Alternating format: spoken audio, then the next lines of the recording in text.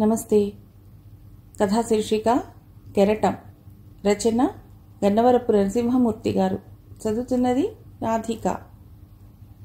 తన రచనలను కథలు కథానికలు శ్రోతలకు వినిపించడానికి అనుమతినిచ్చిన గన్నవరపు నరసింహమూర్తి గారికి ధన్యవాదాలు తెలుపుతూ ఇక కథలకెడదామా? ఆ రోజు నేను స్కూల్కి వెళ్లేసరికి అరగంట ఆలస్యం అయింది. అప్పటికే మా ఉపాధ్యాయులందరూ క్లాసులకు వెళ్ళిపోయారు. ఈ వారంలో ఇలా స్కూల్కి ఆలస్యం కావటం ఇది రెండవసారి. మా ప్రధానోపాధ్యాయులు రంగనాథం గారు సమయపాలన విషయంలో చాలా ఖచ్చితంగా ఉంటారు. 5 నిమిషాలు ఆలస్యమైనా అతడు ఊరుకోరు. 10 గంటలు అయ్యేసరికి ప్రార్థన ప్రారంభం కావాల్సిందే. ఉపాధ్యాయులు ప్రార్థనకి హాజరు కాకపోతే ఆయనకి కోపం. ఈ మధ్యన ఇంట్లో మా వారితో చిన్న చిన్న గొడవలు జరుగుతున్నాయి. మాది ఉమ్మడి కుటుంబం కాబట్టి ఈ గొడవలు సహజం. నేను బీఈడీ చేసి టీచర్గా ఉద్యోగంలో చేరిన తర్వాత నాకు ఈ సంబంధం వచ్చింది. మా ఊరికి 25 కిలోమీటర్ల దూరంలో ఉంటుంది ఊరు. నాకు మొదటిసారిగా ఈ ఊరి స్కూల్లోనే సైన్స్ టీచర్గా పోస్టింగ్ వచ్చింది. అప్పుడే మా వారు శేఖర్ నన్ను చూసి ఇష్టపడ్డారట. ఆ విషయం మా అత్తమామలకు తెలిసి మా నాన్నగారితో మాట్లాడారు. మా వారు శేఖరం డిగ్రీ చదివిన 50 ఎకరాలు పొలం ఉండటంతో ఉద్యోగానికి ప్రయత్నించకుండా వ్యవసాయం చేస్తుంటారు. ముందు మా నాన్నగారు ఒక వ్యవసాయదారుడికి నన్ను ఇవ్వనని చెప్పారు. కానీ మా స్కూల్లోని మా హెడ్ మాస్టర్తో సహా చాలామంది ఉపాధ్యాయులు నచ్చజెప్పటంతో చివరికి మా పెళ్లికి అంగీకరించారు. నేను పనిచేసే ఊళ్ళోనే అత్తవారు ఉండటం వల్ల శేఖరంతో పెళ్లికి ఒప్పుకున్నాను.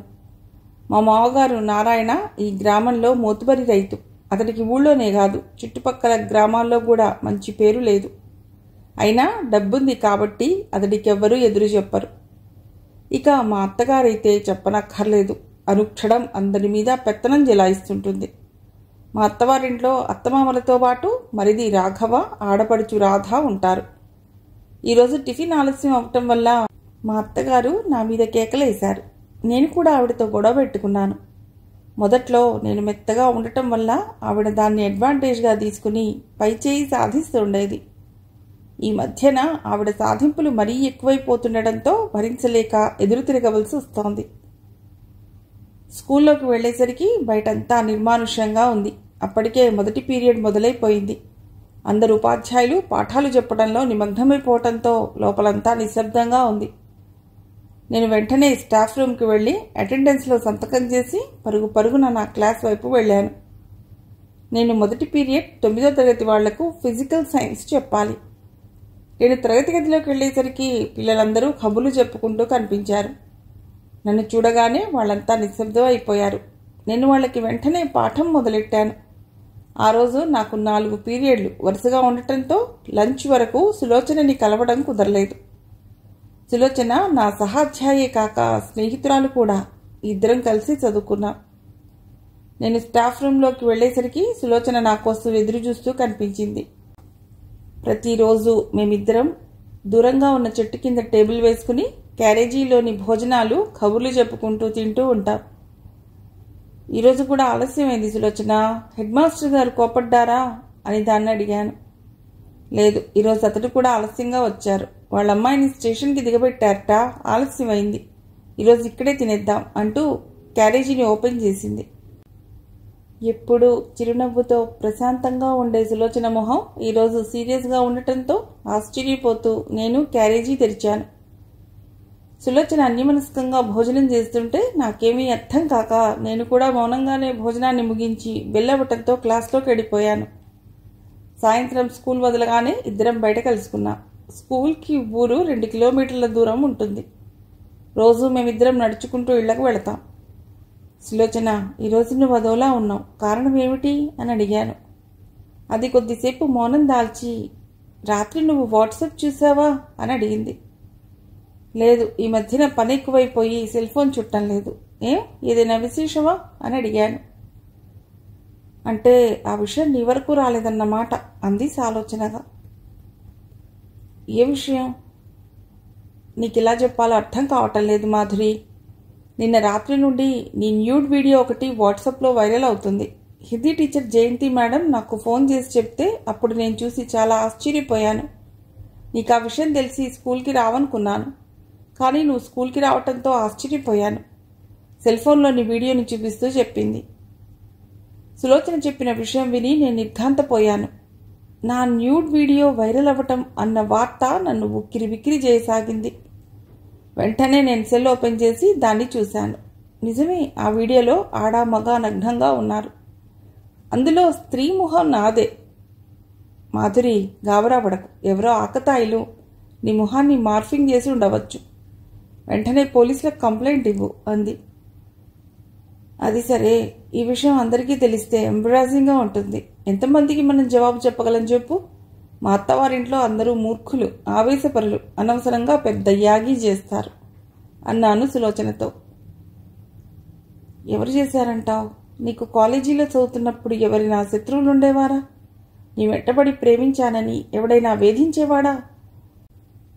ఉంటే వాడి పనే అయ్యుంటుంది. లేకపోతే నీకు పెళ్లి కాకముందే ఎవరైనా బాయ్ ఫ్రెండ్ ఉండేవాడా అని ప్రశ్నల వర్షం కురిపించింది సులోచన. దాని మాటలకు నేను కొద్దిసేపు మౌనం దాల్చి, బాయ్ ఫ్రెండ్ కాదు కానీ రాజేష్ అనే స్నేహితుడు ఉండేవాడు. అతడు మంచివాడు. ఇప్పుడు అతడు బ్యాంక్లో ఆఫీసర్గా పనిచేస్తున్నాడు. అతడు ఇటువంటి పని చేస్తాడని నేను అనుకోను. అతడిని నేను కాలేజీలో తప్ప ఎక్కడా కలవలేదు అన్నాను రాజేష్ విషయం సులోచనకి చెబుతూ. అంటే ఎవరో మాఫింగ్ చేసి వాట్సాప్లో పెట్టారంటావు, అంతేనా? ఎందుకైనా మంచిదని రాజేష్ని ఓసారి కలిసి మాట్లాడు, విషయం తెలుస్తుంది అంది సులోచన. పోలీస్ కంప్లైంట్ చేస్తే సైబర్ క్రైమ్ సెల్ ద్వారా ఎవరు ఈ వీడియోని వాట్సాప్లో పెట్టారో తెలుస్తుంది. న్యూడ్ వీడియోలను మరీ ముఖ్యంగా మాఫింగ్ చేసి వైరల్ చేయటం సైబర్ నేరం కిందకు వస్తుంది. ఇటువంటి వాళ్లను వదలకూడదు అని సులోచనకు చెప్పి ఇంటికి వచ్చేశాను. ఆ తర్వాత సంఘటనలన్నీ త్వరగా చోటు చేసుకున్నాయి. అప్పటికే ఈ వీడియో సంగతి నా భర్త శేఖర్కి తెలిసిపోయినట్లుంది. ఇంటికి వెళ్లేసరికి కోపంతో నాతో మాట్లాడకుండా గదిలోకి వెళ్లి తలుపేసుకున్నాడు. మా అత్తమామలైతే భోజనాల దగ్గర దీన్ని ఓ పెద్ద ఇష్యూ చేశారు. ఇటువంటి పనులు తమ ఇంటా వంట లేవని, ఇటువంటి ఆడది తమ కోడలంటే ఊళ్ళో తలెత్తుకు తిరగలేమని నానా యాగి చేశారు. నా ఆడపడుచు రాధ అయితే మరో మెట్టు ముందుకెళ్ళి అందరికీ దాన్ని వైరల్ చేస్తూ నా గురించి అందరికీ చెడ్డగా చెప్పటం మొదలెట్టింది. ఆ రాత్రి నాకేం చేయాలో తోచలేదు. ఆలోచనలతో నిద్రపట్టలేదు. తెల్లవారుతుండగానే మా ఇంటికి వెళ్ళాను. కానీ మా నాన్న నన్ను ఇంట్లోకి రానివ్వలేదు. నేను చేసిన పనికి అతడికి పరువు పోయిందిట. అందువల్ల నన్ను నానా మాటలని తలుపు మూసేశారు. 9 గంటలప్పుడు నేను సులోచన పోలీస్ స్టేషన్కి వెళ్ళి నా వీడియో వైరల్ గురించి ఫిర్యాదు చేశాం. ఇన్స్పెక్టర్ సుధీర్ నా ఫిర్యాదును తీసుకుని ఎవరి మీదైనా మీకు అనుమానం ఉంటే అందులో వ్రాసివ్వమని చెప్పాడు. ఇన్స్పెక్టర్, నాకెవ్వరూ ఇక్కడ శత్రువులు లేరు. నేను ఒక టీచర్ని, అందులోనూ వివాహిత స్త్రీని. కాబట్టి యువకులు ఎవ్వరూ ఆ పని చేసే అవకాశం లేదు. కాబట్టి మీరే విచారించి ఎవరు దీన్ని వాట్సాప్లో పెట్టారో కనుక్కోవాలి. ఆ వీడియో పెట్టిన నిరస్తులతో పాటు వైరల్ చేసిన వారి మీద కూడా చర్యలు తీసుకోవాలి. అప్పుడే ఇటువంటి సమస్యలు పునరావృతం అవ్వవు. ఈరోజు నేను, రేపు ఇంకొకరు కావచ్చు. ముఖ్యంగా నేను గౌరవప్రదమైన ఉపాధ్యాయ వృత్తిలో ఉన్నాను. మా మీద ఇటువంటి వీడియోలు వైరల్ అయితే అది విద్యార్థుల మీద ప్రభావం చూపే ప్రమాదం ఉంది. కాబట్టి మీరు సమగ్రంగా పరిశోధన చేసి ఇందుకు కారణమైన నేరస్తులను అరెస్ట్ చేయమని కోరుతున్నాను అని చెప్పి అతడికి ఫిర్యాదు ఇచ్చి ఇద్దరం బయటకు వచ్చేశాం. మాధురి, నువ్వు నీకు అనుమానం ఉన్న కొందరి పేరైనా చెప్పి ఉంటే బాగుండేది. అప్పుడు వీళ్ళు క్యాజువల్గా ఎంక్వైరీ చేస్తారు తప్ప పిన్ పాయింటెడ్గా చెయ్యరు అంది సులోచన. ఎందుకు చేయరు? వాడు తలుచుకుంటే 5-6 గంటల్లో ఎవరు దీన్ని పంపారో వాళ్ళని పట్టుకోగలరు. సోషల్ మీడియా అన్నది 2 వైపులా పదునున్న కత్తి లాంటిది. దీనివల్ల మంచి కన్నా చెడే ఎక్కువ. అందరూ చెడు కోసమే దీన్ని వాడుతున్నారు. మనుషుల కొన్ని వేల గంటలు దీనివల్ల వ్యర్థం అవుతున్నాయి. చూద్దాం పోలీసులు ఏం చేస్తారో అని అన్నాను నేను. మరి నీ భర్తకు, అత్తవారికి ఏం సమాధానం చెప్తావు అని అడిగింది సులోచన.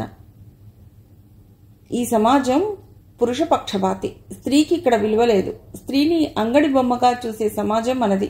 నా భర్తకి మన ఊరి హాస్పిటల్లో పనిచేస్తున్న నర్సుతో సంబంధం ఉంది. వాళ్ళిద్దరూ నాకంట ఎన్నోసార్లు పడ్డారు. అలాగే పెళ్లికాని నా ఆడపడుచు రాధ ఇంకో అబ్బాయితో తిరుగుతున్నది. అది ఎన్నోసార్లు వాడితో తిరుగుతూ నాకంట పడింది. ఈ విషయాలు నా అత్తమావలు, మా అమ్మా నాన్నలతో సహా ఈ ఊళ్ళో చాలామందికి తెలుసు. అయినా వాళ్ళు ఇతరుల మీద నిందలేస్తుంటారు. ఈ సమస్యని నేను ధైర్యంగా ఎదుర్కొంటాను అని చెప్పాను సులోచనతో. ఆ మర్నాడు నేను స్కూల్లో ఉన్నప్పుడు ఇన్స్పెక్టర్ సుధీర్ వచ్చాడు. నేను బయటికి వచ్చి అతడి స్టాఫ్ రూమ్లోకి తీసుకెళ్లాను. మేడం, మీ వీడియోని ఎవరు పెట్టారో తెలిసింది. అతడు ఈ ఊరి సర్పంచ్ నాయుడు కొడుకు రాజు. పని పాట లేకుండా జులాయిగా తిరుగుతుంటాడు. అతడి స్టేషన్కి పిలిపించి విచారిస్తే మీ ఆడపడుచు రాధే అతడికి మీకు సంబంధించిన వీడియోలు ఫోటోలు ఇచ్చి మాఫింగ్ చేసి అందరికీ పంపమని చెప్పిందిట. ఆ రాజుగాడు మీ ఆడపడుచుని పెళ్లి చేసుకుంటానని చెప్పి వల్లో వేసుకున్నాడు. ఆమె 6 నెలల క్రితం వాడి వల్ల గర్భం ధరించి అబార్షన్ కూడా చేయించుకుందిట అని చెప్పాడు సుధీర్. ఇన్స్పెక్టర్ గారు, వాళ్ళిద్దరూ చెడు తిరుగుళ్ళు తిరుగుతూ నాకంట ఎన్నోసార్లు పడ్డారు. నేను ఆ విషయం మా అత్తమామలకు చెబుతానన్న భయంతో బహుశా ఆమె ఈ పని చేయించి ఉండవచ్చు. మీరు వారిద్దరినీ అరెస్ట్ చేయండి, అప్పుడు కానీ వాళ్లకు బుద్ధి రాదు అని చెప్పాను. వారం రోజుల తర్వాత పోలీసులు రాజుని అరెస్ట్ చేశారు. నా ఆడపడుచు రాధే ఈ పని వాడి చేత చేయించిందని ఊరందరికీ తెలిసిపోయింది. తన చెల్లెలు రాధ రాజుతో తిరుగుతోందన్న విషయం అందరికీ తెలిసిపోవటానికి నేనే కారణమని నా భర్త శేఖర్ నన్ను నానా మాటలు అన్నాడు. ఈ గొడవ చిలికి చిలికి గాలివానే విడాకుల వరకు వెళ్ళింది. అప్పుడు నేను నా భర్తతో విడిపోవాలని నిర్ణయించుకున్నాను. నా నిర్ణయం విని మా అమ్మా నాన్న నా దగ్గరకు వచ్చి ఆ పని చేయవద్దని చెప్పారు. కూతురికి ఏదైనా సమస్య వస్తే పిరికితనంతో పరువు పోతుందన్న భయంతో దూరంగా పారిపోయే మీకు నన్ను ఆపే హక్కు లేదు. మీలాంటి పిరికి వాళ్ల వల్లే నాలాంటి స్త్రీలు ఎన్నో సమస్యలు ఎదుర్కొంటున్నారు అని చెప్పి బయటకొచ్చేశాను. నా నిర్ణయం విని సులోచన చాలా సంతోషించింది. మాధురి, నీలా నేను కూడా ధైర్యం చేసి ఉంటే నా కాపురం కూడా బాగుండేది. విడిపోతే సమాజం చిన్నచూపు చూస్తుందన్న బెంగతో నా భర్తతో ఎన్నో బాధలు పడుతున్నాను. రోజు ఇంట్లో వాడు నాకు నరకం చూపిస్తున్నాడు. నిన్ను చూశాక నేను కూడా ఓ నిర్ణయం తీసుకోవాలనిపిస్తోంది అంది చెమర్చిన కళ్ళను తుడుచుకుంటూ. సమాజం చీకటి లాంటిది. భయపడితే అది మరింత భయపడుతుంది. దాంతో మనం ఎదురొడ్డి పోరాడితేనే ముందుకు వెళ్ళగలం. కెరటం ఉవ్వెత్తున ఎగిసిపడి వెనక్కి వెళ్ళిపోతుంది. అయితే తిరిగి ఉత్తంగ తరంగంలా పైకి లేచి మళ్లీ ముందుకొచ్చి తన పోరాటాన్ని కొనసాగిస్తుంది. మనం కూడా కెరటంలాగా పోరాడాలి అని సులోచనతో చెప్పి మర్నాడే నేను నా కొడుకుతో సహా ఇంకో ఇంటికి మారిపోయాను. కథ సమాప్తం.